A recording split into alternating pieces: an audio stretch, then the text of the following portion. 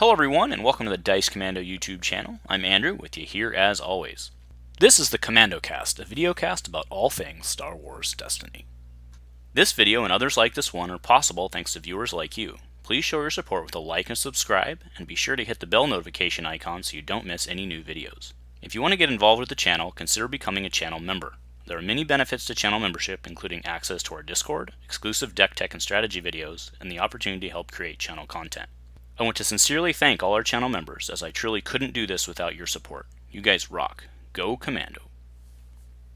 Hey there, Star Wars Destiny folks. Welcome back to Dice Commando, and happy May the 4th. May the 4th be with you. So we are here with Swag Dean, and him and I have a special announcement today regarding Destiny Smash and a little booster pack, if you will.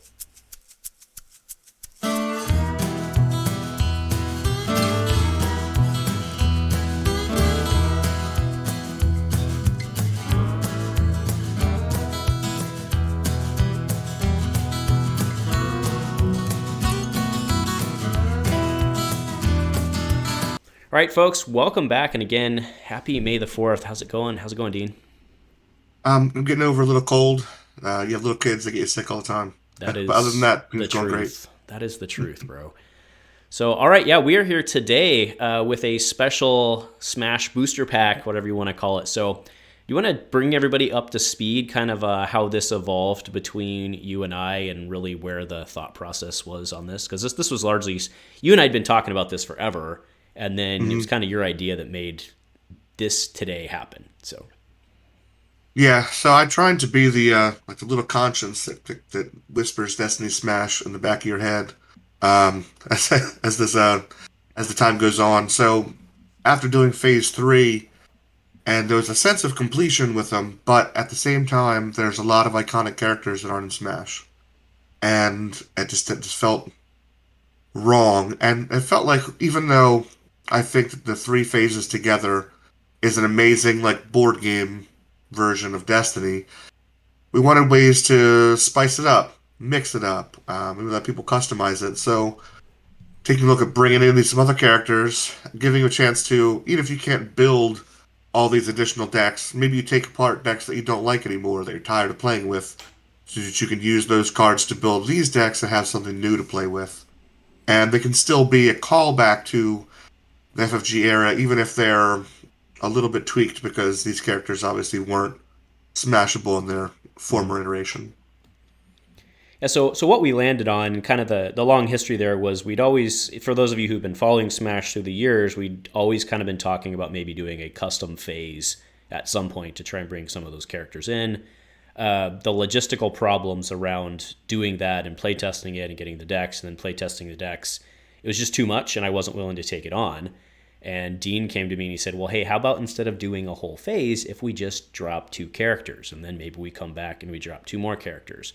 And I was like, okay, let's do it. Because between the two of us, we could do that a lot more manageable than the whole... Yeah, it simplifies testing Yeah, a lot, yeah. just having 2 to bring in. Because adding new abilities or changing their health or things like that, it's untested. Like everything else we were playing with had been established in the FFG world. We knew what it was, we knew what it could do, we knew of its broken pairings. With these new abilities, it's a new landscape. We don't know if we're going to find a new way to break it. So we wanted to be a little more bite size and try to come up with these, in this case, we have fun little hero villain battle pairings, and give little extra bonuses to people as we go on. Yep. And perfect. And we just want to be clear, right? This is just for fun, right? If you're a Smash fanatic, no one's forcing you to make these decks and include them. I mean, that's the whole concept of Smash anyway. I do know that there are some people out there that feel they have to have them all. This is up to you. If you think this is a dumb idea, then maybe it is a dumb idea. Fair enough. But we're having fun with it, so we're rolling it out. All right, well, I'm going to go ahead and bring the first one up, and can you just take us away? Sure. So I do want to say that while we're mindful, with the third phase, about the scarcity of some of these cards, we also didn't want to feel constrained by that.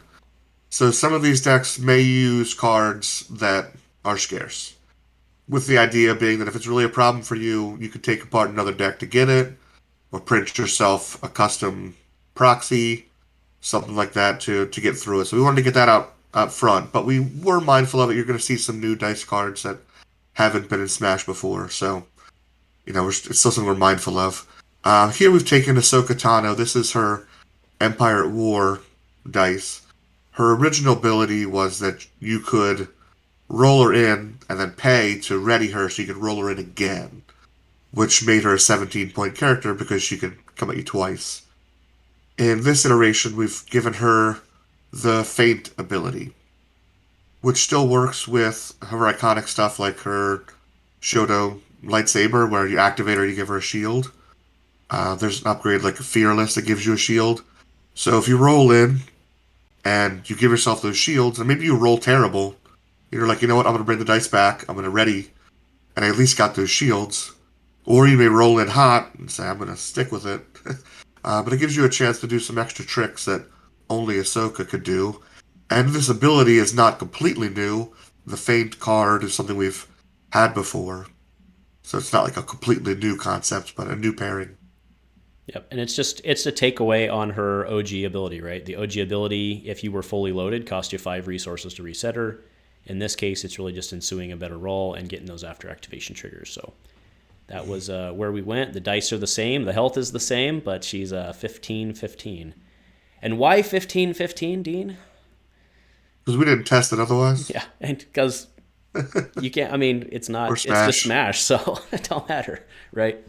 So Yeah. fair But if enough. someone was to say it's 11 or 12, I mean, I guess I wouldn't argue it, but that's in their own house, their own custom table. That's right.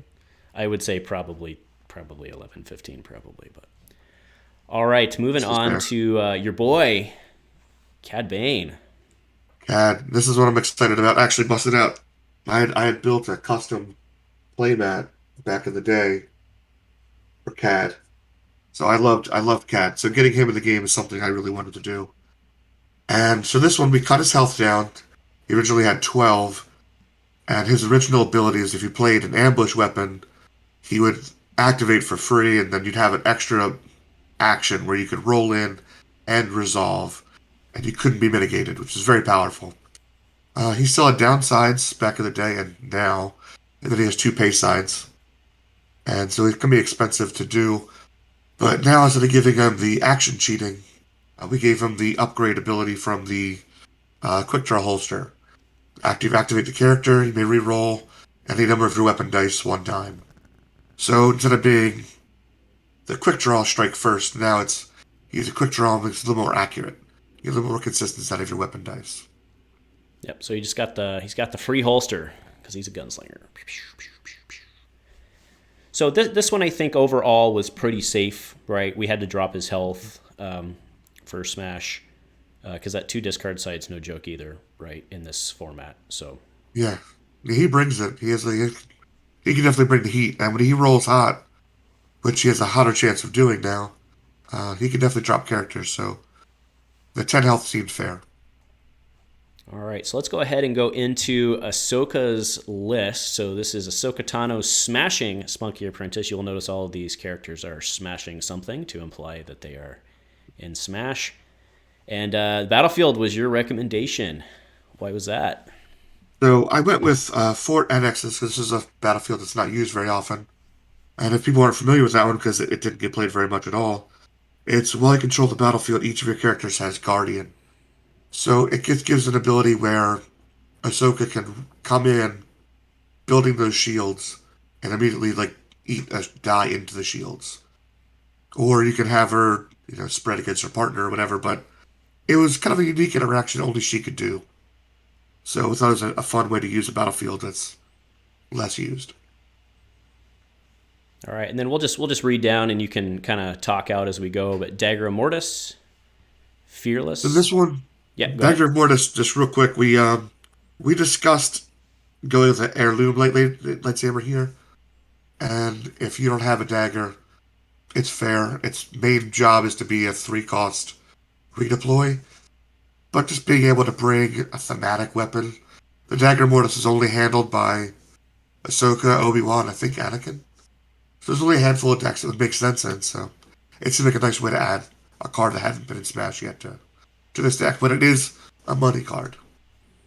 Nice. Fearless Inner Strength Shoto was a no-brainer. And then Treasured Lightsaber, that rounds out the upgrade suite. So this is a 4-die deck. Your Eyes Can Deceive You. This was a great recommendation by yourself. Yep. So that's another one. I think we had one deck that has that, but because you can come in twice, anytime that she comes in and rolls a shield, you trigger that, you can get some soft mitigation. Then Ataru Strike, because within the basically, I mean, let's be honest, we're building this around getting Shoto on her, right? So, Yeah. and Fearless. So Ataru makes sense. Beguiles your board wipe removal, defensive stance. The second printing, which has her on it instead of the first one, which has Qui-Gon on it. Mm-hmm. Do or do not guard, overqualified, also with Ahsoka on it. The Force is with me.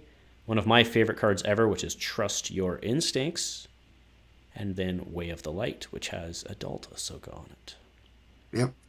So these are great thematic cards. A lot of these aren't big money cards, so they should be something people should be able to get easily. Other than Dagger, some Shoto's like $5, something terrible. So this should be a deck that most people should be able to build. And if you don't have a Dagger, just put on an heirloom. Or some people might not have heirlooms because that's in the starter deck, right? So yeah, that's in. We do have that in other Smash decks. Right. In which case, maybe you break one of those apart. Bring Ahsoka to the table. All right, and then finally moving on to Cad Bane Smashing Bounty Hunter. So you built this baby, so take us through it. So for this one, Rebel War Room, which back when I played CAD, you had to use it because you got stuck with that pay side all the time.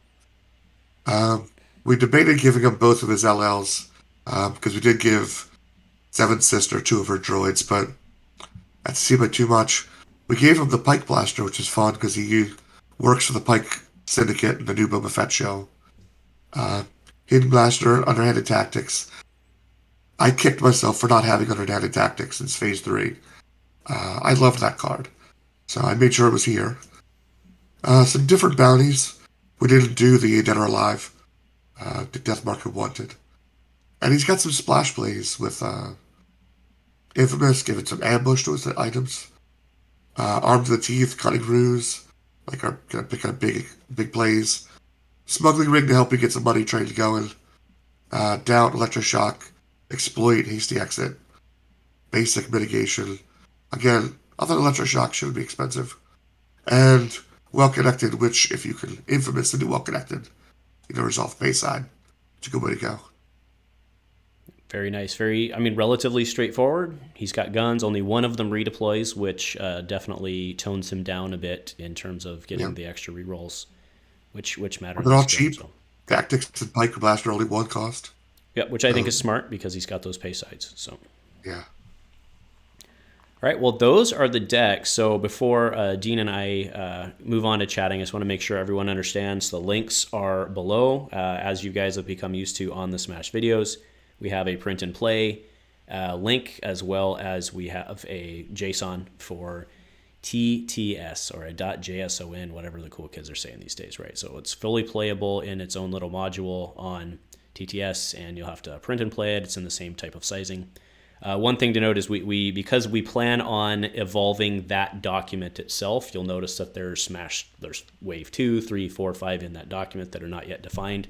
We plan on evolving that document over time, so there is no pull list in there, because trying to maintain that as well as doing other things, it was just a headache I didn't want to deal with. So just being honest with you guys, I know pull lists are important for some of you guys, but it's a lot of work to keep that updated. So please enjoy. So that's what everybody's been asking, is what's the next step for Smash, and what are we going to do until we get to ARH Smash? And this is the answer. So where's your head at? What are you thinking, Dean?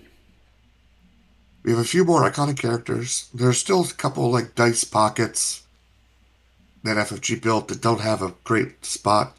So maybe we can find a character that can utilize those. Thinking like blue vehicles, things like that aren't in Smash. Didn't have a great era. Maybe we can find a way to rescue them. So that's where I'm thinking, but there's still a lot of iconic characters. Still have Obi-Wan, Darth Maul, Palpatine. There's a lot of good people to get to, so try to find fun ways to to bring them in, still make them unique, and get some more Smash time. That's right. That's right. And again, just to be clear, you can roll them in, plug and play, do whatever floats your boat and makes you happy, because that's what Smash is all about, is doing what makes you happy.